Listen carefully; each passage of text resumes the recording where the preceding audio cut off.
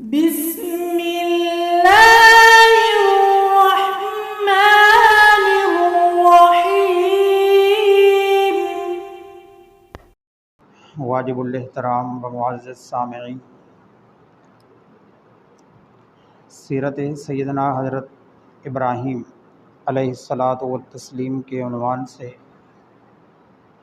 گزشتہ جمعہ اپنی بات کا آغاز کیا تھا۔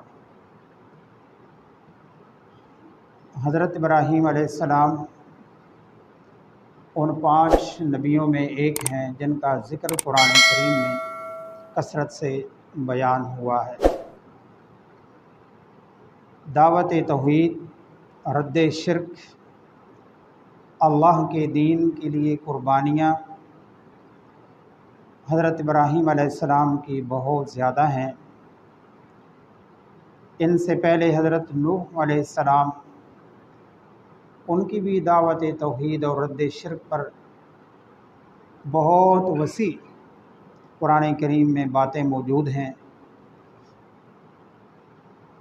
ابراہیم علیہ السلام کی قربانیوں کو اللہ نے اتنی اہمیت دی، اتنی عظمت اور فضیلت بیان کی، اتنی اہمیت دی اور ان کو اتنا بیان کیا اور اتنا ان کو پھر انعام بھی دیا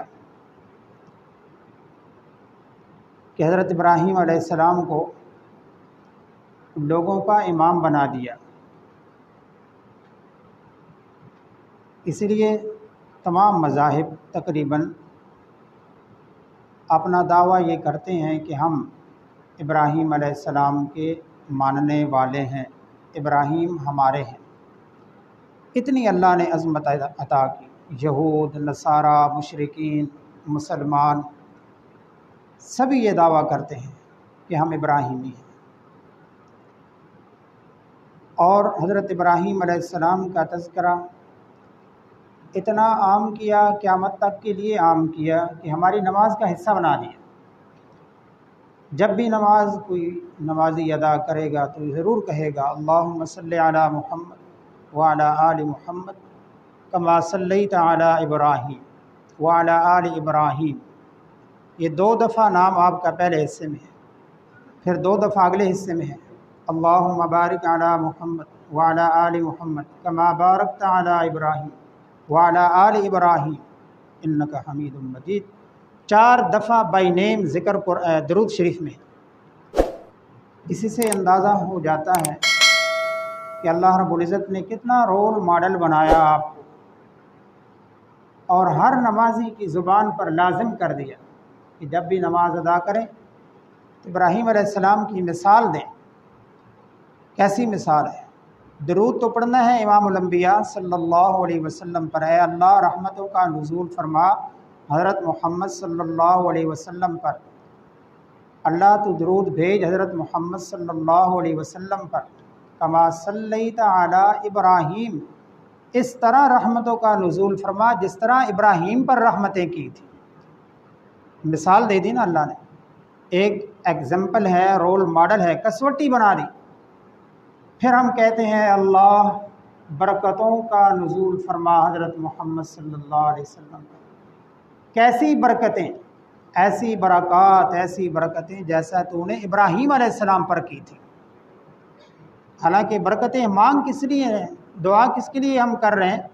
حضرت محمد صلی اللہ علیہ وسلم کے لیے۔ مثال کس کی دی جا رہی ہے؟ حضرت ابراہیم علیہ السلام۔ تو اصل کیا ہے؟ یہ وہ قربانیاں ہیں، وہ اللہ کے دین میں، اللہ کی ذات میں فنا ہو جانے کا نام ہے۔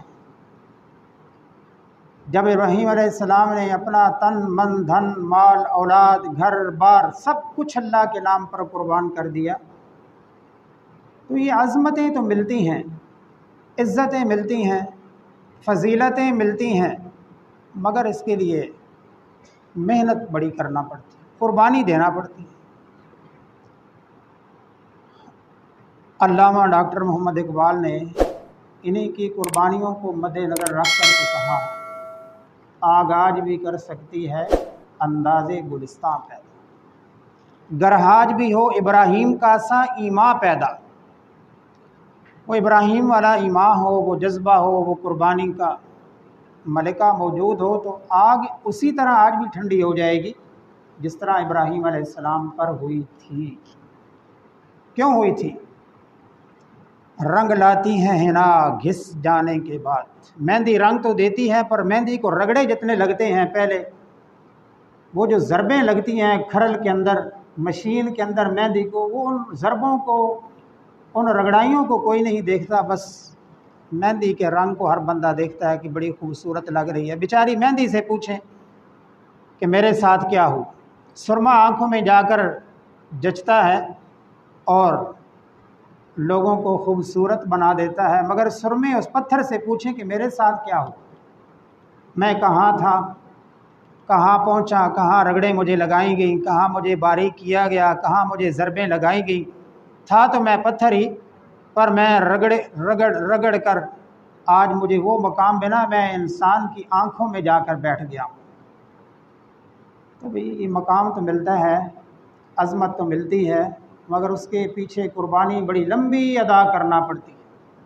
ابراہیم علیہ السلام کے بارے میں اللہ رب العزت نے یہی فرمایا، وَكَذَلِكَ نُرِي إِبْرَاهِيمَ مَلَكُوتَ السَّمَاوَاتِ وَالْأَرْضِ وَلِيَكُونَ مِنَ الْمُوقِنِينَ وَلَقَدْ آتَيْنَا إِبْرَاهِيمَ رُشْدَهُ مِنْ قَبْلُ وَكُنَّا بِهِ عَالِمِينَ۔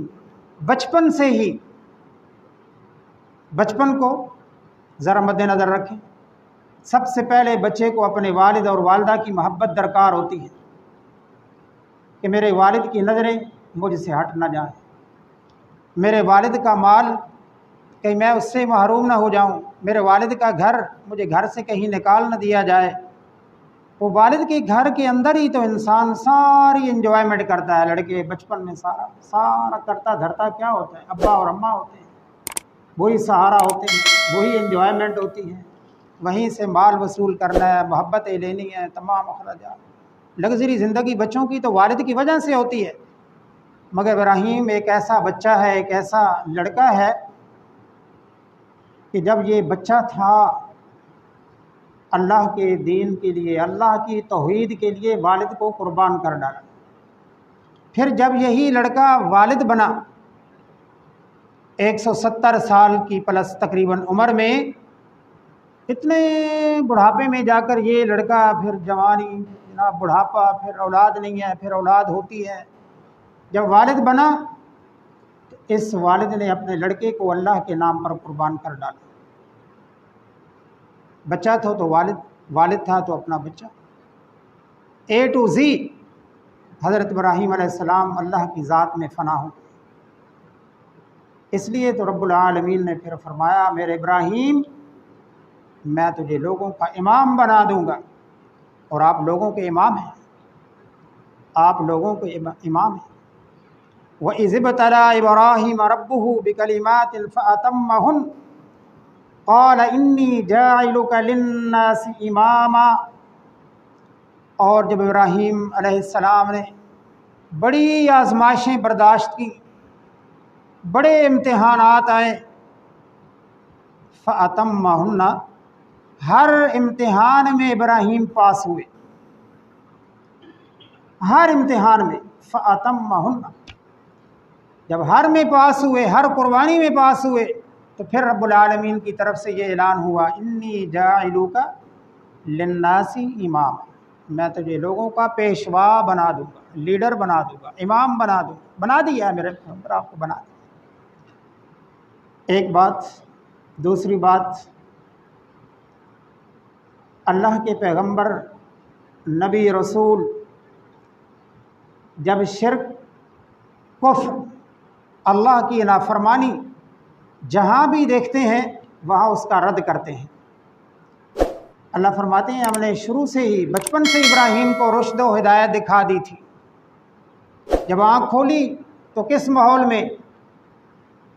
شرک والے، کفر والے ماحول میں۔ سب سے پہلا گھر، سب سے پہلا گڑھ، سب سے پہلا ماحول جو ابراہیم علیہ السلام کو ملا وہ شرک والا ماحول ہے، وہ کفر والا ماحول ہے، اللہ کی بغاوت والا ماحول ہے۔ اس میں ہی آپ فرماتے ہیں، یا ابت انی قد جاءنی من العلم، اے میرے ابا جان، میرے پیارے ابا جان۔ یہ یا ابتی کے اندر یہ مفہوم پنہا ہے، صرف ابا جان نہیں ہے بلکہ میرے پیارے ابا جان۔ ادب کا اس کے اندر تصور موجود ہے اس لفظ کے اندر۔ اللہ رب العزت یہ پیغام یہ سبق ہمیں سمجھا رہے ہیں۔ باپ مشرک ہو کافر ہو، اولاد کے ذمہ لازم ہے کہ وہ اپنے ابا کا ادب اور احترام ہاتھ سے نہ جانے دے۔ شرک اور کفر سے نیچے ہیں سارے گناہ، تمام فسق و فجور، صغیرہ ہوں کبیرہ ہوں، وہ سب شرک سے چھوٹے ہیں، کفر سے چھوٹے ہیں۔ آج ہمیں پالا پڑتا ہے اپنے والدین کے ساتھ لوگوں کو۔ بعض والدین کے رویے اپنی اولاد کے ساتھ اچھے نہیں ہیں۔ لازم نہیں ہے کہ ہر جگہ پر والد ہی صحیح ہو، اولاد غلط ہو۔ بعض دفعہ فارمولہ تبدیل بھی ہو جاتا ہے، اولاد حق پر ہوتی ہے، اولاد راہ راست پر ہوتی ہے، اولاد کی رائے صحیح ہوتی ہے مگر ابا کی رائے غلط ہوتی ہے۔ تو اللہ رب العزت یہی بات سمجھا رہے ہیں کہ اس غلطی کو صبر کے ساتھ برداشت کریں۔ ابراہیم علیہ السلام نے بھی اپنے ابا کا شرک برداشت کیا، کفر برداشت کیا ہے، ابا کو منع بھی کیا ہے مگر ادب و احترام کا دامن نہیں چھوڑا۔ یا ابت انی قد جاءنی من العلم، اے میرے پیارے ابا جان، میرے پاس وہ علم ہے جو آپ کے پاس نہیں ہے۔ فاتبعنی اہدک صراطا سویا، پس میری اتباع کریں، میں آپ کو سیدھا راستہ دکھاؤں گا۔ صراطا سویا، سورہ فاتحہ کو ذرا ساتھ اٹیچ کر لیں۔ اہدنا الصراط، ہم دعا کرتے ہیں نا، ہمارے مالک ہمیں سیدھا راستہ دکھا، یہ وہی صراط ہے جو ہم وہاں اللہ سے مانگتے ہیں، وہی صراط ہے۔ اہدک صراطا، میرے ابا جان میں آپ کو سیدھا راستہ دکھاؤں گا۔ تو سیدھا راستہ کہاں سے ملتا ہے؟ وحی الہی کے ذریعے بواسطہ پیغمبر ملتا ہے، بواسطہ نبی ملتا ہے۔ ایک دوسرا، اتباع پیغمبر اور نبی کی کرنا ہوتی ہے۔ جب اتباع کی بات آتی ہے، وحی الہی کو فالو اور ماننے کی بات آتی ہے، تو پھر یہ نہیں دیکھا جاتا کہ میں ابا ہوں تو میں تیری اتباع کیسے کروں۔ آرڈر تو ابا جان کا چلنا ہے میرے بیٹے، حکم تو میرا چلے گا، میں بڑا ہوں، میں ابا ہوں، تیری بات میں کیوں مانوں۔ لیکن اگر آگے نبی کھڑا ہو تو پھر ابا یہ بات نہیں کر سکتا کہ بیٹا میری بات چلے گی، تیری بات، تیرا آرڈر، تیرا حکم اس گھر میں نہیں چلے گا۔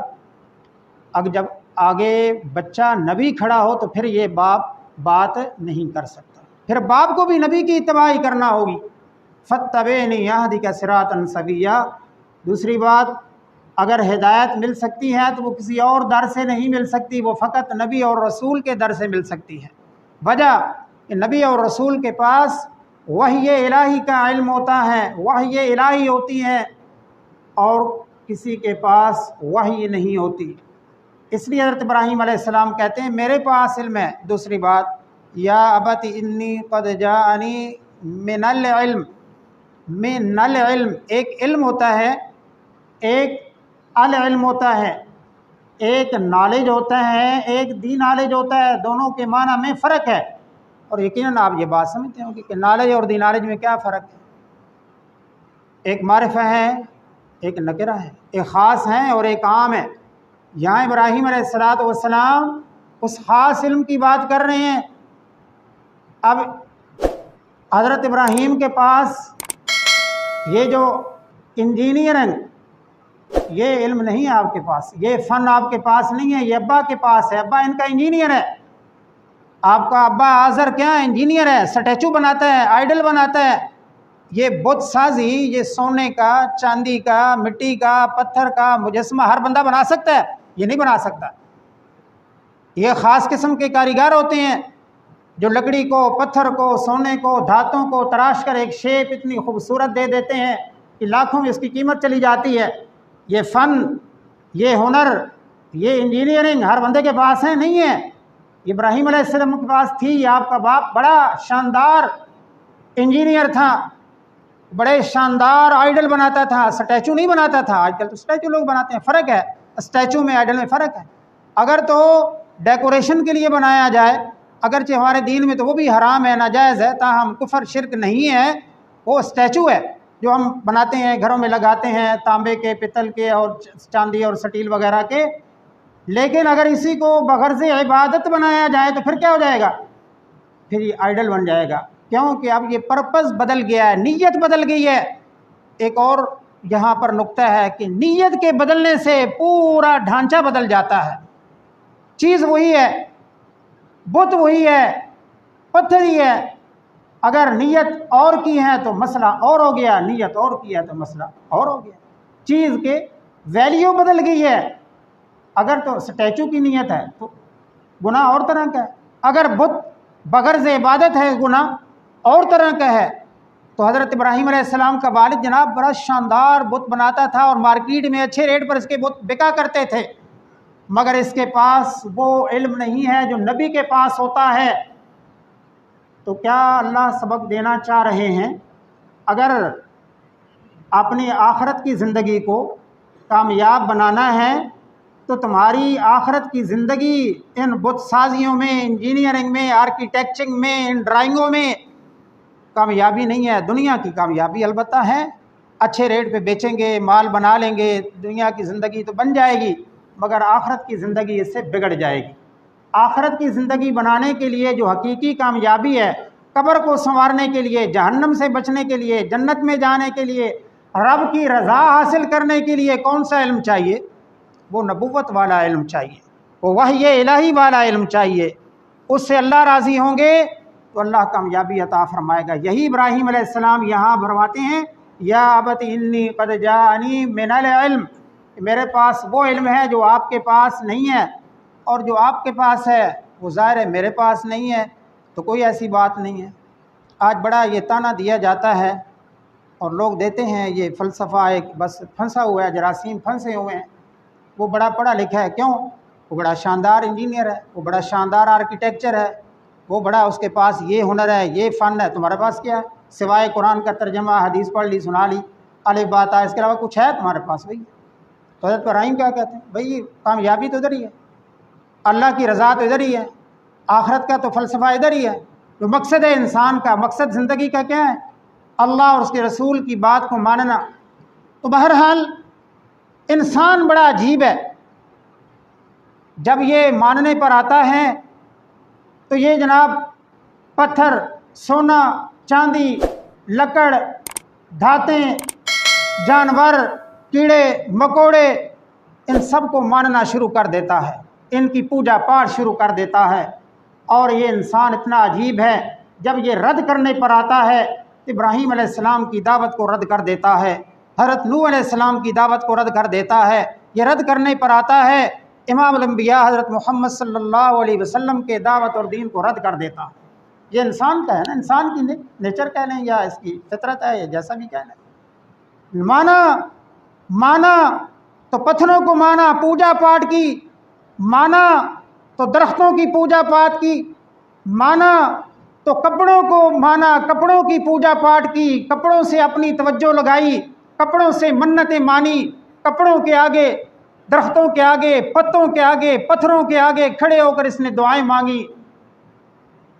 بس اب کیا کہوں، دعا مانگی اس درخت کے وسیلے سے، مولا میری مرادیں پوری کر دے. مٹی کے ڈھیر سے یا اللہ میری مرادیں پوری کر دے. یہ فلسفے، یہ وسیلے اور یہ سیڑھیاں اور یہ اس طرح کے یہ فارمولے ہیں جو انسان نے بنائے ہیں اپنی عقل کی بنیاد پر. اسی کی رد کی ہے حضرت ابراہیم علیہ السلام نے کہ یہ کچھ نہیں ہے میرے ابا، یہ کچھ نہیں ہے. اس لیے اللہ رب العزت نے فرمایا پھر یہ قوم ستاروں کی پوجا بھی کرتی ہے. ابراہیم علیہ السلام کی دعوت کے دو حصے ہیں، ایک ہے تھیری، ایک ہے پریکٹیکل. حضرت ابراہیم علیہ السلام نے دونوں ہیلے استعمال کیے، تھیری بھی سمجھائی اور پریکٹیکل کر کے بھی دکھایا. سورہ انعام میں آپ کی دعوت کو فلما جن علیہ اللیل رأى کوكبا، حضرت ابراہیم علیہ السلام نے ستارے کو دیکھا، چمک رہا تھا تو کہا ھذا ربی، یہ میرا پروردگار ہے، یہ میرا رب ہے. لیکن رات ڈھل گئی، ستارے غائب ہو گئے، تو حضرت ابراہیم فرماتے ہیں جو اپنا وجود اپنا آپ قائم نہ رکھ سکے، اپنے آپ کو ظاہر نہ کر سکے، وہ رب کہلوانے کے قابل نہیں ہیں، لہذا میں اس کا رد کرتا ہوں۔ ستارے کیا چیز ہیں کہ میں ان کی پوجا کا پاٹ کروں؟ رد کر دیا۔ یہ پریکٹیکل کر کے سمجھانا چاہ رہے ابراہیم علیہ السلام۔ یہ مطلب آپ کا ہرگز نہیں تھا کہ ستاروں کو آپ نے رب کہہ ڈالا۔ سورہ انعام میں اللہ نے اس کو بیان کیا۔ پھر جب سورج بلند ہوتا ہے، فَلَمَّا رَأَى الشَّمْسَ بَازِغَةً قَالَ هَذَا رَبِّي هَذَا أَكْبَرُ، سورج کو دیکھا تو پھر کہا یہ سب سے بڑا ہے۔ ستارے تو چھوٹے تھے، چاند بھی چھوٹا تھا، ان کی روشنی بھی کم تھی، سورج کی روشنی زیادہ ہے، اس کا زیادہ وجود ہے، تو لہٰذا کیوں نہ اس کو اپنا رب بنا لیا جائے۔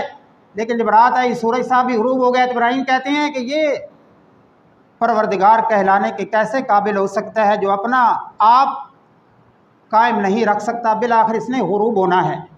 تو جو نہ نکلنے پر قدرت رکھتا ہے، نہ غروب ہونے پر کنٹرول ہے، تو یہ رب کہلانے کے قابل نہیں ہے۔ تو فرماتے ہیں انی وجہت وجہی للذی فطر السماوات والارض حنیفا، میں تو اپنی توجہ اسی رب کی طرف کرتا ہوں جس نے آسمان و زمین کو پیدا کیا ہے، جس نے سورج کو بنایا، چاند کو بنایا، ستاروں کو بنایا، مٹی پتھر سب کو بنایا، جانوروں کو بنایا، درخت نباتات پیدا کرنے والی جو ذات ہے۔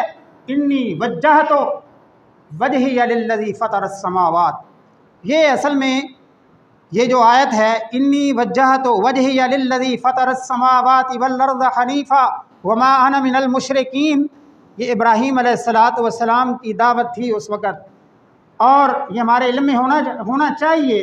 جب ہم نماز شروع کرتے ہیں تو یہ جو ہم پڑھتے رہتے ہیں 4 رکعت نماز، ظہر، عصر، مغرب، پیچھے اس امام کے منہ قبلہ کے یہ لفظ کہتے ہیں، اس کی جگہ اصل میں یہ کہنا ہوتا ہے انی وجہت وجہی للذی، یہ ہے دعا۔